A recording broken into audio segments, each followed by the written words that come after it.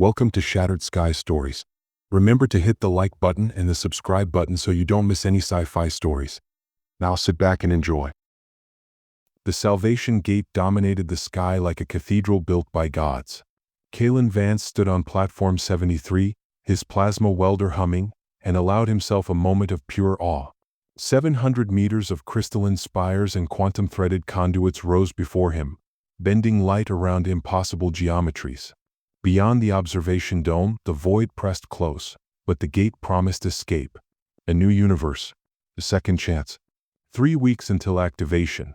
Dimitri's voice crackled through the comm, until we finally go home. Home. Not back to Earth. Earth was a cinder now, had been for 60 years. But forward to something better. The traveler had promised. Kalen returned to his work, positioning the plasma torch against Section 7's power relay junction. 17 years, 4,000 perfect welds. Not a single failure. The torch flared, metal becoming liquid light. Green across the board. Perfect. Always perfect. But then, as the weld cooled, something caught his eye. A discrepancy in the schematic overlay. The relay connected to a conduit that led down toward the residential sectors, not the gate's activation matrix. Kalen frowned. He pulled up the full schematic on his wrist display, zooming in on the section. The relay was marked as essential, coded red for critical path components. But the conduit it fed into didn't appear in any of the power distribution diagrams. It simply vanished into a gray area marked Reserved Infrastructure. Dimitri, I'm seeing an anomaly in the Section 7 relay routing. Can you pull up the master schematic? Pause. What kind of anomaly? The power relay I just installed, the conduit pathway doesn't match the distribution model. It's routing toward the habitat sectors, not the gate matrix. Another pause, longer this time. Vance, you're reading it wrong. That relay feeds into the secondary stabilization grid. It's all in the approved plans.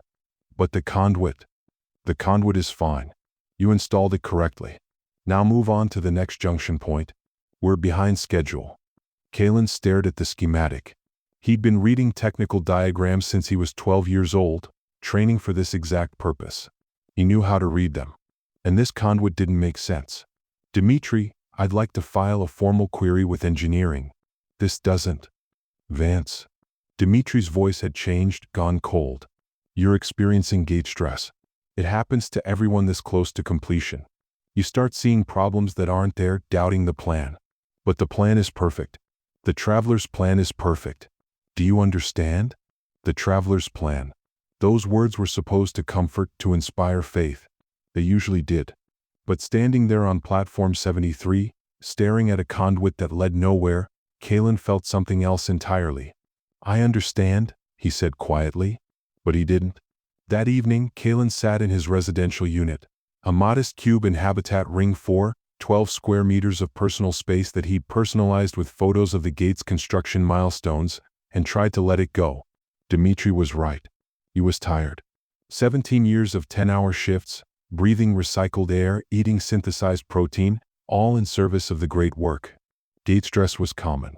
He'd seen other workers crack under the pressure, suddenly convinced that the project was doomed, that the calculations were wrong, that the traveler was a lie. They'd all been re-educated.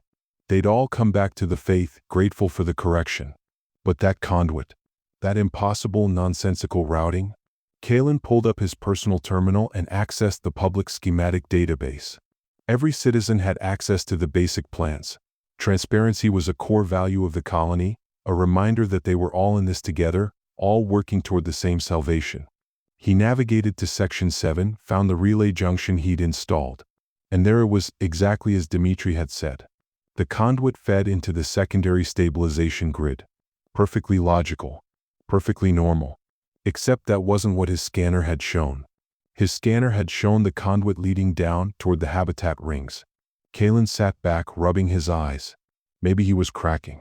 Maybe this was how it started, seeing things that weren't there, doubting the absolute truth of the project. He should report himself, request re-education before it got worse. But instead, he accessed his scanner's memory log and pulled up the recorded data from that afternoon. He overlaid it on the public schematic. They didn't match. The public schematic had been altered, or rather, simplified. Details removed. The conduit pathway in his scanner's raw data was far more complex than what appeared in the official plans, with multiple branching points and subrelays that simply didn't exist in the published version. Kalen's hands were shaking now. This wasn't gate stress. This was a genuine discrepancy. A hidden infrastructure layer that the public wasn't meant to see. But why? What possible reason could there be for hiding power routing information from the workers building the very system? He spent the next 3 hours tracing every anomaly he could find in his scanner logs from the past month.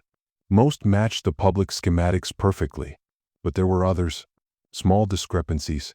Relays that fed into reserved infrastructure. Conduits that led nowhere. Energy channels that seemed to form a separate, undocumented network throughout the colony. All of it hidden. All of it deliberately obscured. By the time the habitat lights dimmed for night cycle, Kalen had made a decision. He needed to see the complete schematic. The real one. The one that showed where all this hidden infrastructure actually led. And he knew only one person who might be able to help him get it. Zara Corbin's workshop was in the lower decks, where the colony showed its age. Down here lived the doubters, the cynics, the heretics. Kalen had never been down here before. People like him, true believers, didn't associate with these populations. Now he was seeking one out. He found Zara behind a corroded bulkhead. A sharp-featured woman answered his knock, suspicious eyes that had seen too much. Kalen Vance. Model worker. What's someone like you doing here? I think there's something wrong with the gate. Something they're not telling us. The door opened wider. Get inside. Quickly. The workshop was cramped, filled with salvaged electronics. Zara settled before a bank of glowing screens. You're a data archivist, Kalen said. I archive what they'd rather forget. She looked at him. What did you find? Kalen transferred his scanner data. Hidden infrastructure. Power relays that don't appear in the public schematics. Zara analyzed it, fingers dancing across keyboards. How long have you been finding these? I only noticed today. There are thousands, Zara said quietly. She pulled up a schematic showing the colony as a wireframe with a secondary network overlaid. A spider's web of hidden infrastructure touching every habitat ring, all leading to a central nexus beneath the gate. I've been tracking this for 3 years, she continued, reconstructing the true infrastructure map from scanner logs. But I could never figure out what it was for. Then we need the complete schematic. The master blueprint. Zara laughed bitterly. That's in the architect's sanctum, behind quantum encryption. It's impossible. Nothing's impossible, Kalen said. We just need to think like engineers. Over the next 3 days, they planned what Zara called a surgical impossibility. The master blueprint was backed up to archive servers every hour. During that backup window, the file passed through the main data trunk unencrypted. A microsecond vulnerability. Zara knew someone who could help. Eris, a former senior systems engineer who'd been incompletely re-educated. She agreed on one condition. If they found something terrible, they had to act. No matter the cost. Kalen promised. On the 14th day before activation, they infiltrated the data trunk access tunnel. Zara attached a custom-built siphon while Kalen watched for enforcers. Timing has to be perfect, Zara muttered. 10 seconds. 9. 8. The siphon activated. 3. 2. 1. Now. The screen flashed green. We got it. Back in Zara's workshop, they decoded the file. At first, it seemed identical to public schematics. Then the differences emerged. Organic matrix integration system. Kalen read aloud. Neural collection array. Consciousness transfer conduits. Zara scrolled through supplementary documents, her face growing pale. Energy calculations measured not in fusion output, but in. She turned the screen. Oh God. The document was titled Final Component Specifications. Below it, in clinical language, was an analysis of the energy required to open a portal to another universe. The fusion cores provided containment. The quantum threads stabilized the membrane. But the actual energy required something else. Consciousness. Human consciousness. 60,000 souls channeled through the hidden network into the gate at activation. At the bottom, expected survival rate of organic contributors, 0%. They knew, Kalen whispered. The gate doesn't transport us. It consumes us to open a portal for someone else. The traveler, Zara said. He never intended for US to pass through. We're just fuel. Kalen found a sealed addendum, Theron's personal notes. In exchange for sacrificing his species, Theron would be granted passage. One man's ascension, purchased with 60,000 deaths. We have to stop this, Kalen said. We have to tell everyone. The door exploded inward. Enforcers poured through. Zara shoved Kalen toward a hidden exit. Go. I'll slow them down. He ran, the encrypted drive clutched in his hand, as stun charges crackled behind him. ## Part 2, the stress test. Kalen crawled through waste reclamation tunnels, emerging hours later near the communal gardens. He was covered in filth, his mind replaying Zara's face as she'd shoved him toward safety. He had to make it count. His first mistake was going to his friend Michael's apartment. Michael had been his friend for 12 years. If anyone would listen, it would be him. But as Kalen explained, Michael's hand moved to his wrist comm, activating a subvocal channel. I'm sorry, Michael said sadly, but you're sick. Gate stress. They can fix you. It's not a delusion. Kalen pulled out the drive. The gate requires a sacrifice, all of us. We're being consumed too. Michael wasn't listening. The medical team is coming. You'll see, the gate is salvation. Kalen ran, and realized that this was how it would be. Everyone he told would react the same. Accepting the truth meant accepting everything they'd believed was a lie. It was easier to believe Kalen had lost his mind. For days, Kalen lived like a ghost. He tried to access terminals, locked out. Tried to approach workers, they called for enforcers. The colony was turning him into a cautionary tale. On the fourth day, Kalen reached Observation Deck 7 where citizens gathered to watch the gate. High Architect Theron appeared on screen, 90 years old, sustained by expensive medical interventions. My beloved citizens, Theron said warmly, 10 days remain until activation. But I must address a troubling matter. Kalen Vance has lost faith. He spreads fear where there is hope. If you see him, pity him. Help us bring him home so we might heal him in time for ascension. The crowd nodded, accepting. Kalen felt something inside him break. They would never believe him. I have communed with the traveler directly, Theron continued. I have seen paradise. To doubt the gate is to doubt our salvation. The crowd erupted in cheers. Kalen slipped away, carrying impossible knowledge, the only sane person in a joyous doomsday cult. He found the heretics on the 6th day. Or rather, they found him. Eris emerged from a hidden panel with 2 others, a scarred man and a haunted woman. You've had a rough few days, Eris said. We've been watching. Where's Zara? Kalen asked. The haunted woman spoke flatly. The Sanctum, Re-Education Center. By now, she's forgotten she ever doubted. You still have the data? Eris asked. He pulled out the drive. No one will listen. We believe it, the scarred man said. There are 43 of us. We can't stop the activation, but we might disrupt it. The scarred man displayed a schematic of the gate's activation matrix. We can sabotage the neural collection array. If we damage enough receptors, the consciousness transfer will be incomplete. Or, Eris added, it opens anyway, but the traveler doesn't get his full payment. When? Kalen asked. The day of activation. We wait until the last moment. We'll have one chance. We still die, the haunted woman finished. But we die fighting. I'm in, Kalen said. The next days were psychological torture. Theron's campaign intensified. Every broadcast featured testimonials from people who'd known Kalen, painting him as tragedy, not threat. On the 7th day, Theron played his cruelest card. Zara's voice on the public address system. Kalen, I forgive you for leading me astray. The re-education team showed me the truth. The gate is salvation. I was lost, building conspiracies from nothing. But they showed me every anomaly has an explanation. She sounded happy, relieved, unburdened.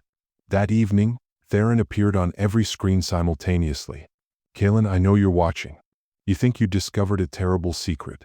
But you misinterpreted a technical detail. Yes, we contribute our consciousness to the gate's activation. But that isn't destruction, it's transcendence. We merge with the infinite, guided by the traveler to a plane beyond comprehension. Theron smiled.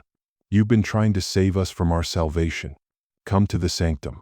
Let us restore your faith. Because in 3 days the gate activates. I would hate for you to face that moment trapped in delusion. The screen went dark. Kalen sat in his hiding place and laughed, a quiet, bitter sound. Theron truly believed Kalen was deluded. The High Architect had so thoroughly rationalized his betrayal that he saw it as profound love. That night, Kalen sent a message to the heretics. "I'm ready." Eris responded, "We've refined the plan. We can shut the gate down permanently." A new schematic appeared, the energy focusing array at the gate's heart. If we overload the focusing array at activation, we create a feedback loop. The energy reverses, burns out the neural collection network. The gate becomes inert. But it requires someone to physically access the array's core during activation. Someone with 17 years of construction experience. Kalen studied the access route, a narrow maintenance shaft hundreds of meters high with no safety rails. A suicide mission. "The rest of us will create a distraction," Eris wrote. "If you trigger the feedback within 60 seconds of activation, you collapse the entire system." "I'll do it," Kalen typed. "You were always the true believer," Eris replied. "You just started believing in something different." In 72 hours, everything would end. Him home, so that we might heal him in time for him to join us in ascension. The crowd nodded, accepting, faithful. And Kalen, watching from the shadows at the back of the deck, felt something inside him break. They would never believe him. The faith was too strong. The hope was too necessary. They needed the gate to be real, to be salvation, because the alternative was too terrible to contemplate. Theron's next words confirmed it. "And to those who might be tempted by doubt, know this: I have communed with the traveler directly. I have seen the paradise that awaits us. Every calculation, every specification, every component of the gate has been verified and blessed by beings far wiser than us. To doubt the gate is to doubt our very salvation. And there is no room for doubt in these final glorious days." The crowd erupted in cheers. They chanted Theron's name, chanted the traveler's name, pressed their hands to the viewing windows as if they could touch the gate itself. And Kalen slipped away, carrying the weight of impossible knowledge, the burden of being the only sane person in a joyous doomsday cult. He found the heretics on the 6th day. Or rather, they found him. Kalen was hiding in a disused observation bubble on the colony's outer ring when a panel opened in the wall and 3 figures emerged. One of them was Eris, the systems engineer who'd helped them steal the blueprint. The others he didn't recognize, a man with scarred hands and a woman whose eyes held the same haunted knowledge as Zara's. "You've had a rough few days," Eris said, settling against the wall. "We've been watching. Saw you try to access the terminals, saw you approach the believers. Saw them turn you into a pariah. Where's Zara?" Kalen asked, though he feared he already knew the answer. The haunted woman spoke, her voice flat. "The sanctum. They have her in the re-education center. By now, she's probably forgotten she ever doubted."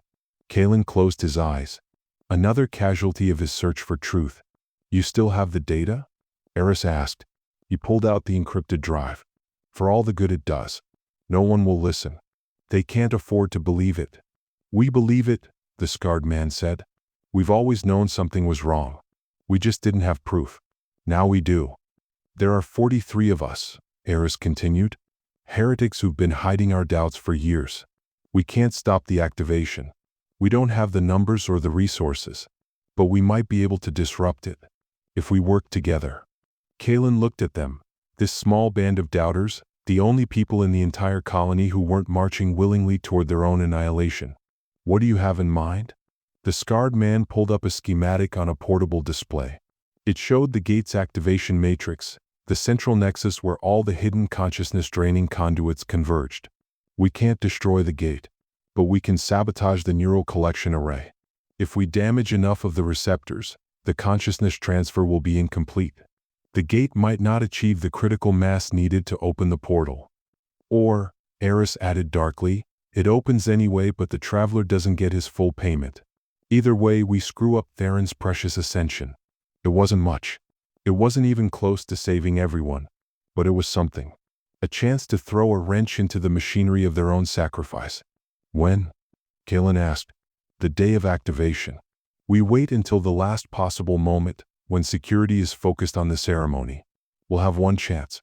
If we fail, we die with everyone else. If we succeed, we still die," the haunted woman finished. "But we die fighting."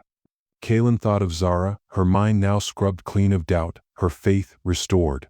He thought of Michael's pitying eyes.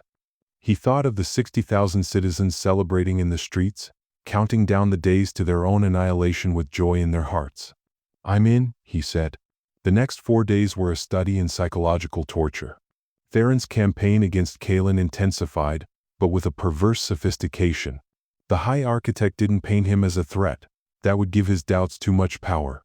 Instead, Kalen became a tragedy, a cautionary tale, a broken man to be pitied. Every public broadcast featured testimonials from people who'd known him. His old crew members spoke sadly about his decline. His former neighbors reminisced about the faithful man he'd once been. Even Michael appeared, his face drawn with concern, begging Kalen to come back, to accept help, to rejoin the faithful before it was too late. And then, on the 7th day, Theron played his cruelest card. Kalen was hiding in the ventilation system above Habitat Ring 3 when he heard her voice on the public address system. Zara's voice. "Kalen, if you're listening, I want you to know that I forgive you. I forgive you for leading me astray, for pulling me into your delusions. The re-education team has been so kind, so patient. They've helped me remember the truth. The gate is salvation. The traveler is mercy.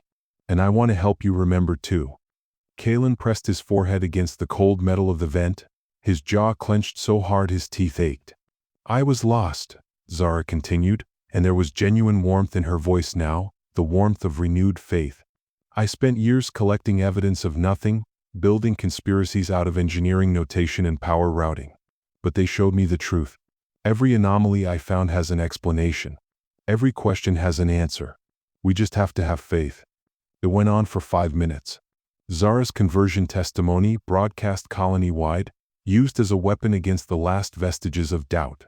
And the worst part, the part that made Kalen want to scream, was that she sounded happy, relieved, unburdened by the weight of terrible knowledge. In a way, they'd done her a kindness. That evening, Theron himself appeared on Kalen's old work terminal. Every terminal in the colony, actually, every screen simultaneously showing the High Architect's weathered face. "Kalen," he said, and his tone was almost gentle. "I know you can hear me. I know you're watching. And I want you to understand something. I don't hate you. I'm not angry. I'm simply sad that you've allowed fear to poison your faith." He leaned forward, his eyes somehow finding Kalen's through the screen. "You think you discovered a terrible secret. But what you found was simply a technical detail that your mind, untrained in the deeper mysteries, misinterpreted. Yes, the gate requires immense energy. Yes, we will all contribute our consciousness to its activation. But that contribution isn't destruction, it's transcendence. We don't die when we ascend through the gate. We become something greater. We merge with the infinite, guided by the traveler to a plane of existence beyond your current comprehension." Theron smiled, beatific and terrible. "You've been trying to save us from our salvation, Kalen. How tragic. How misguided. But there's still time. Come to the sanctum.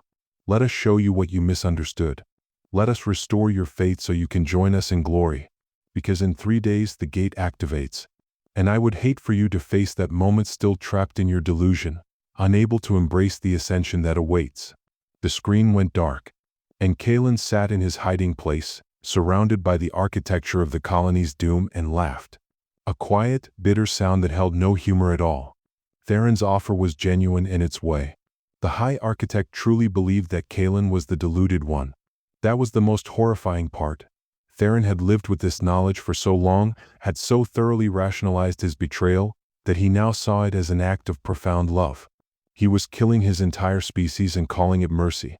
That night, Kalen accessed the heretic's hidden communication network and sent a single message: "I'm ready. Whatever happens in 3 days, I'm ready." Eris responded almost immediately, "Good. Because we've refined the plan. It's not just about sabotage anymore. We think we can actually shut the gate down. Permanently." A new schematic appeared on Kalen's display, showing the gate's energy-focusing array, the component that would channel the stolen consciousness into a coherent dimensional breach. It was a massive structure, a crystalline nexus point suspended at the heart of the gate itself. "If we can overload the focusing array at the moment of activation," Eris wrote, "we create a feedback loop. The energy flow reverses, burns out the entire neural collection network. The gate becomes inert. Theron doesn't get his ascension. The traveler doesn't get his sacrifice. And we probably die in the feedback. But everyone else survives. How do we overload it? Kalen asked. That's the problem. It requires someone to physically access the array's core during activation. Someone with the technical skill to recognize the critical failure point and trigger it at exactly the right moment. Someone who's spent 17 years learning every detail of the gate's construction. Kalen stared at the schematic at the focusing array suspended hundreds of meters above the colony floor, accessible only through a narrow maintenance shaft with no safety rails, no emergency exits. A suicide mission. Literally. The rest of us will create a distraction during the ceremony, Eris continued. Draw the enforcers away. Give you a chance to reach the array. If you can trigger the feedback loop within the first 60 seconds of activation, before the consciousness transfer reaches critical mass, you might collapse the entire system. Kalen studied the access route. It was a death trap even without armed guards hunting him. But what choice did he have? Let 60,000 people die believing they were ascending to paradise? Let Theron murder his entire species for the promise of godhood? I'll do it, he typed. We figured you would, Eris replied. You were always the true believer, Kalen. You just started believing in something different.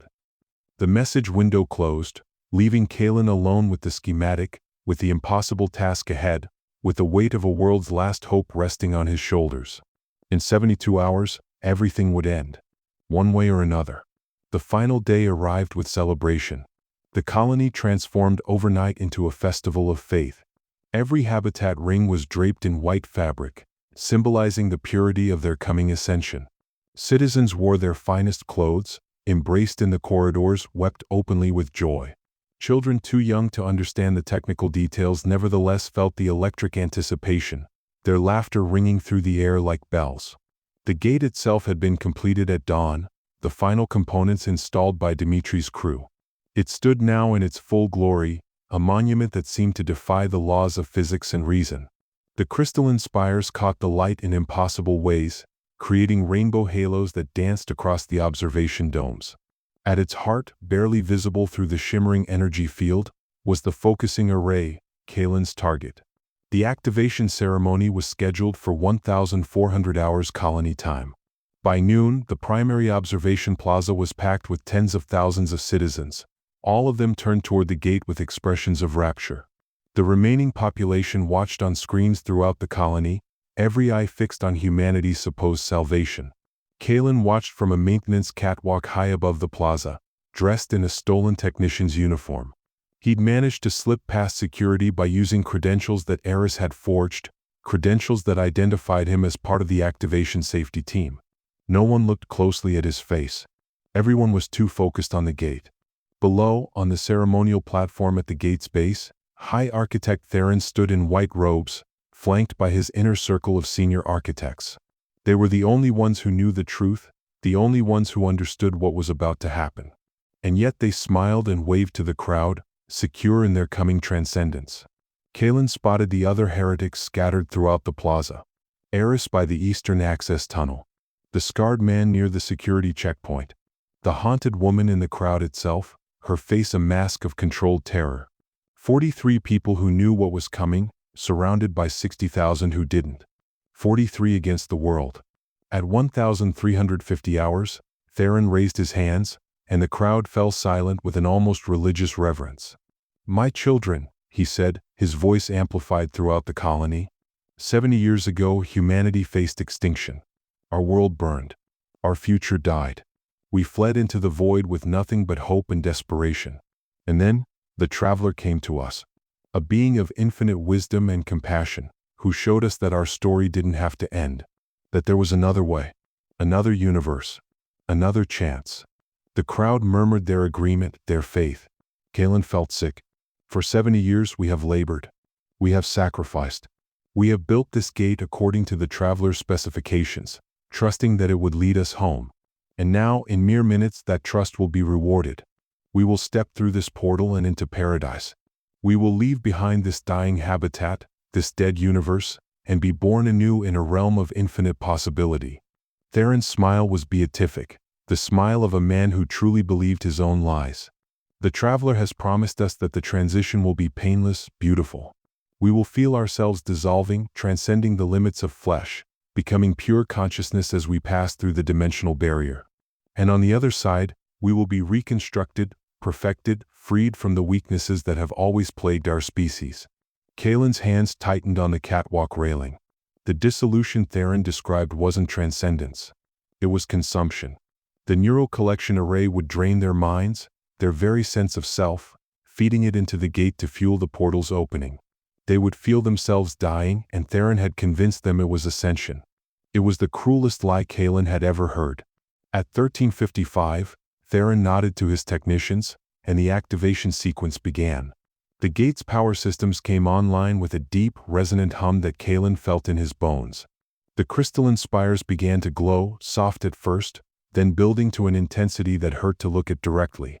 Energy danced between the quantum threads, creating patterns that seemed to move in dimensions the human eye wasn't meant to perceive. And throughout the colony, in every habitat ring, every residential sector, the hidden neural collection arrays activated. Kalen saw it happen, a momentary flicker in the overhead lights as the systems drew their initial charge. The citizens noticed nothing, too enraptured by the gate's display to register the subtle change in their environment. But Kalen knew what it meant. The trap was armed. The countdown had begun. He moved. The access shaft to the focusing array was located in a restricted section behind the main plaza, guarded by 2 enforcers in full combat armor. Kalen approached from the maintenance level, his forged credentials ready, his heart hammering so hard he thought they'd hear it. Identification, the first enforcer said, not even looking at Kalen's face. He held out the credential chip. The enforcer scanned it, checked his display, nodded. You're late. The array safety check was supposed to start 10 minutes ago. Got delayed at the secondary checkpoint, Kalen said, his voice steady despite the terror flooding his system. Is the shaft clear? Clear and locked down. You'll have to finish the inspection during activation. Orders from the High Architect himself. Nothing delays the ceremony. They let him through. The access shaft was exactly as nightmarish as the schematics had suggested. A vertical tunnel 600 meters tall, barely wide enough for one person with handholds every meter and no safety cable. At the top, the focusing array pulsed with building energy, its crystalline structure beginning to resonate with the gate's activation sequence. Kalen began to climb. Below, he could hear Theron's voice echoing through the colony's speaker system, leading the citizens in a prayer to the traveler. The words were beautiful, carefully crafted to inspire hope and peace. They were also a countdown to mass murder. Kalen climbed faster. At 1358, with 2 minutes remaining until full activation, he was halfway up the shaft. His arms were burning, his breath coming in ragged gasps. The focusing array above him was now blazing like a captive star, its light so intense it created strobing shadows in the shaft. Below, in the plaza, Theron's voice reached a crescendo. And now, my children, prepare yourselves. Open your hearts. Open your minds. The traveler awaits. Kalen heard the crowd's roar of joy, heard them crying out in anticipation. And then, precisely at 1359, he felt it, a pressure in his skull, a presence brushing against the edges of his consciousness. The neural collection arrays had begun their work. The screaming started immediately. Not screams of pain, not yet. These were screams of ecstasy, of overwhelming sensation, of minds touching something vast and incomprehensible. The citizens below were feeling the traveler's pull, experiencing the first stages of consciousness extraction, and Theron's conditioning had been so thorough that they interpreted it as divine rapture. But Kalen, high above in the access shaft, his mind protected by the metal walls and sheer distance from the collection arrays, heard something else beneath the screaming. A sound that wasn't quite sound, a vibration that existed in dimensions other than audio. The voice of the traveler itself, pulling at the colony with psychic tendrils that promised everything and delivered oblivion. He climbed the last 100 meters in a blur of desperate motion, his hands bleeding from the rough metal handholds, his vision narrowing to a tunnel. At 1359:45, he pulled himself through the access hatch and onto the maintenance platform that surrounded the focusing array. The sight that greeted him stopped his breath. The array was a sphere of crystalline lattice 3 meters in diameter, suspended in a web of energy conduits that fed into it from every direction. Inside the sphere, Light moved in patterns that hurt to comprehend, fractally complex geometries that seemed to fold through themselves in impossible ways. And at the very center, barely visible through the blazing luminescence, was a gap, a tear in reality itself, a window into somewhere else. Through that window, Kalen saw the traveler. It was not a being in any sense he understood. It was vast, unbound by the limitations of form or space. He glimpsed angles that didn't exist in three-dimensional space, colors that had no place in the human spectrum, shapes that his mind refused to process. And at the core of that incomprehensible vastness was something that might have been intelligence, might have been hunger, might have been both or neither. The traveler was aware of him. He felt its attention shift, felt it recognize him as the anomaly, the grain of sand in its perfect machine. And for one terrible moment, Kalen felt it pull at his mind, trying to add him to the harvest, to consume his consciousness along with all the others. He held on to himself by sheer force of will, and fumbled for the control panel he'd memorized from the schematics. Below, in the plaza, Theron's voice had become a shout of triumph. "It's happening. The gate opens. I can feel the traveler's touch. We ascend. We..." And then his voice cut off, replaced by a scream. Not of joy. Of realization. Because even Theron, in the end, couldn't deny what his enhanced senses were showing him. The traveler wasn't welcoming them. Was feeding on them. The promised paradise was a lie he'd told himself for so long that he'd almost believed it. Almost. The plaza erupted into chaos. The citizens, their minds now being actively drained, were beginning to understand that something was wrong. The sensation wasn't transcendence. It was dissolution. They were being unmade, pulled apart at the level of consciousness itself, their very sense of self flowing into the gate to fuel the portal's opening. Some collapsed. Some ran, though there was nowhere to run. Some simply stood frozen, unable to process the betrayal of everything they believed. And through it all, the traveler pulled harder, its hunger intensifying as the portal grew wider. Kalen forced himself to focus on the control panel. The schematic had shown him the critical junction point, the place where the energy flow could be reversed if properly overloaded. He pulled up the diagnostic interface, his hands shaking so badly he could barely navigate the menus. There. The feedback protocol. It was buried under 6 layers of security locks, each one requiring a different code sequence. Eris had given him the codes, extracted from her years of unauthorized system access, but entering them required time he didn't have. First lock, disengaged. Below, Eris and the other heretics had begun their distraction. Explosions echoed through the plaza as they detonated charges they'd placed at strategic points. Not enough to damage the gate, but enough to throw the enforcement teams into confusion. Through the maintenance platform's observation window, Kalen saw enforcers abandoning their posts, rushing toward the perceived threats. Second lock, disengaged. The neural drain intensified. Kalen could feel it even here, could feel the traveler's hunger becoming more focused, more desperate. The entity on the other side of the gate was so close to its prize, so close to consuming an entire species. It wouldn't let one man with a control panel stop it now. The maintenance platform began to shake.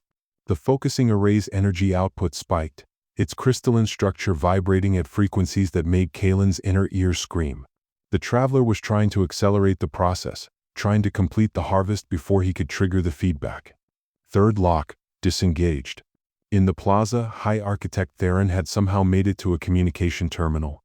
His voice, now broken and desperate, echoed through the speakers. "Stop the activation. Shut it down. Please God, shut it." The traveler's presence intensified around Theron, and his voice cut off mid-sentence. Through the observation window, Kalen saw the High Architect's body go rigid, saw light beginning to pour from his eyes and mouth as his consciousness was ripped away with terrible precision.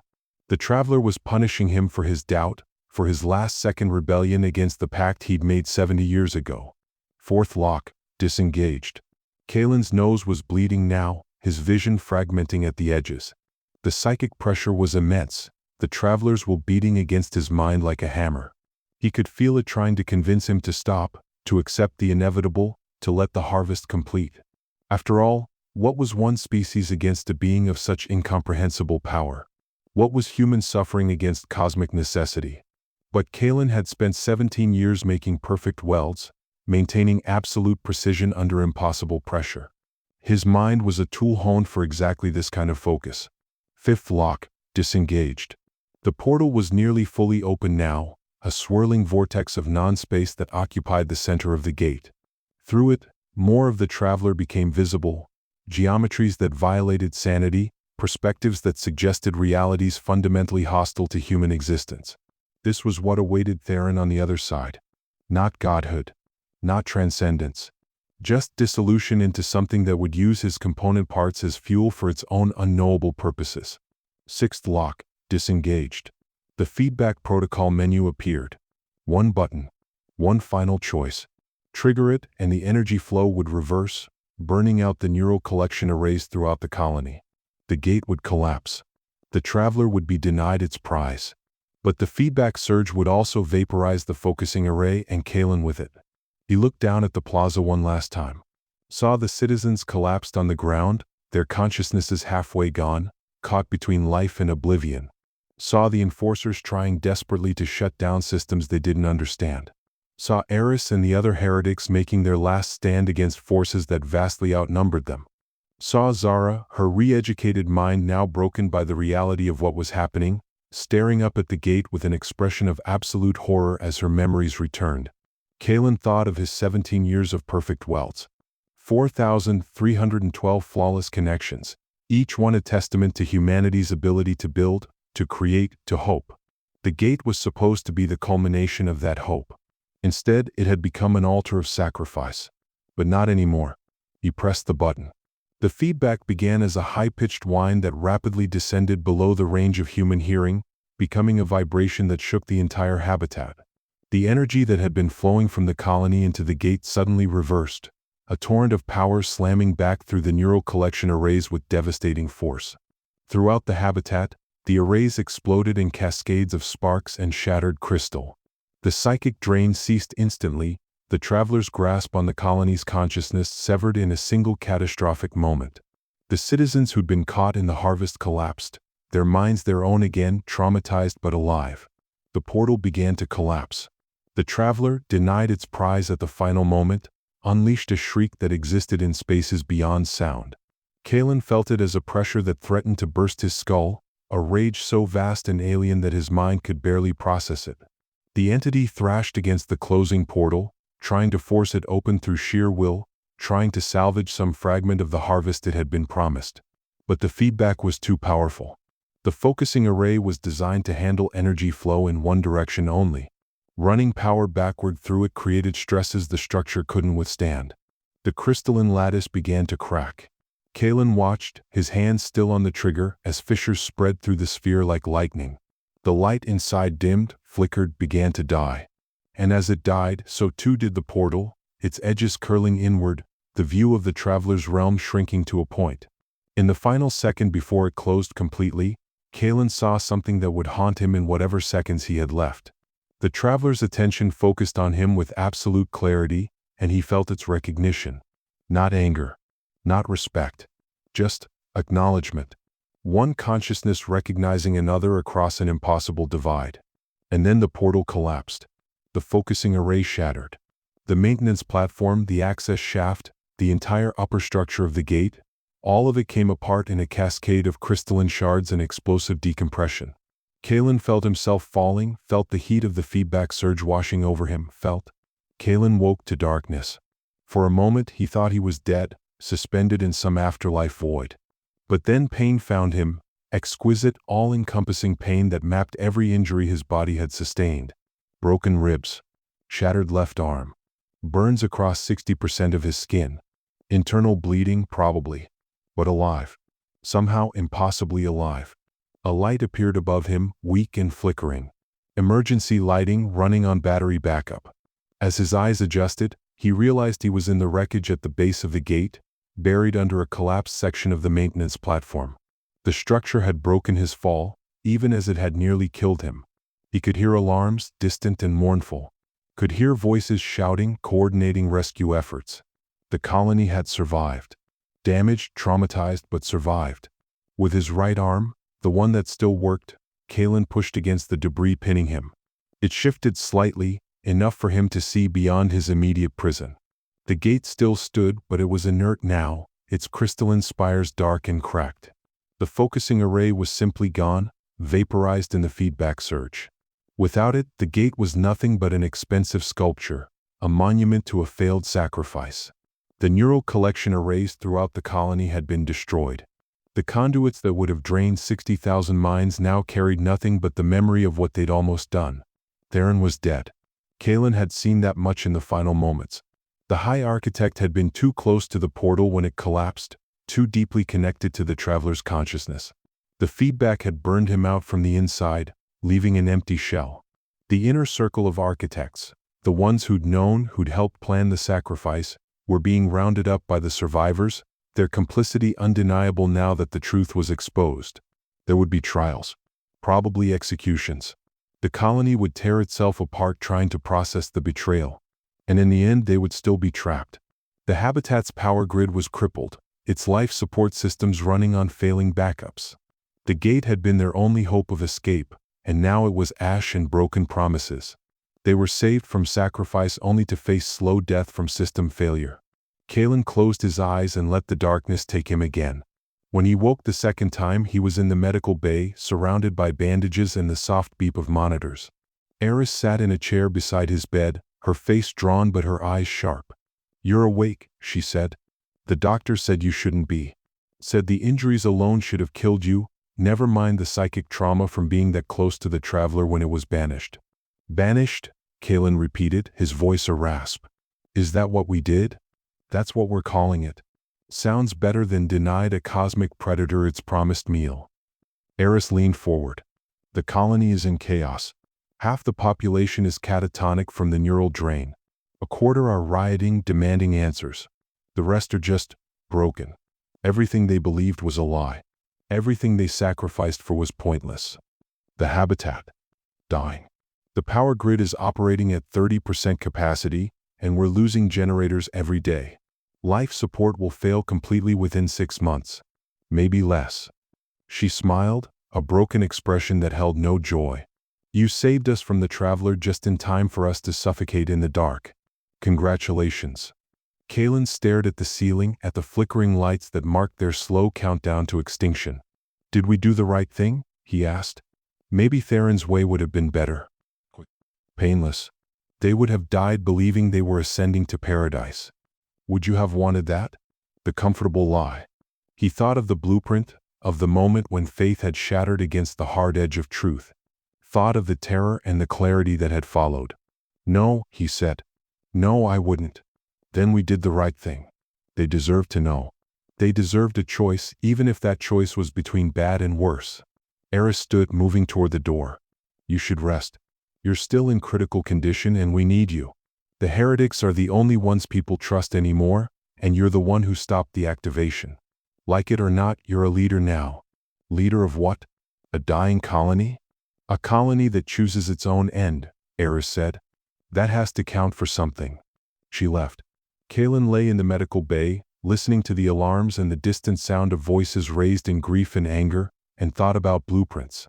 About how the most detailed plans could hide the most terrible truths. About how faith could be weaponized, turned into a tool for manipulation and control. About how hope, when false, was the cruelest lie of all. But also about how, in the end, he'd chosen truth over comfort. Had chosen to fight rather than submit. Had denied a god its prize even knowing the cost. The colony would die. That was inevitable now. But it would die free, aware, unbowed by the will of something vast and uncaring. It would die human. Kalen closed his eyes and for the first time in weeks, slept without nightmares. In the ruins of the gate something stirred. A fragment of crystal, too small to matter, too damaged to function. But within its fractured lattice, a trace remained. A whisper of the traveler's attention, an echo of its hunger. The portal had closed. The harvest had failed. But the gate remained. And gates, once opened, left marks on reality. Left cracks through which patient things might, eventually, find their way. The traveler had waited 70 years for its prize. It could wait 70 more. Or 700. Or 7,000. It had time. And humanity, trapped on their dying habitat, surrounded by the monuments of their failed salvation, had very little of that left. The crystal flickered once, twice, and went dark. But in the darkness something watched. Something waited. something that knew with absolute certainty that it would feed eventually. They always did.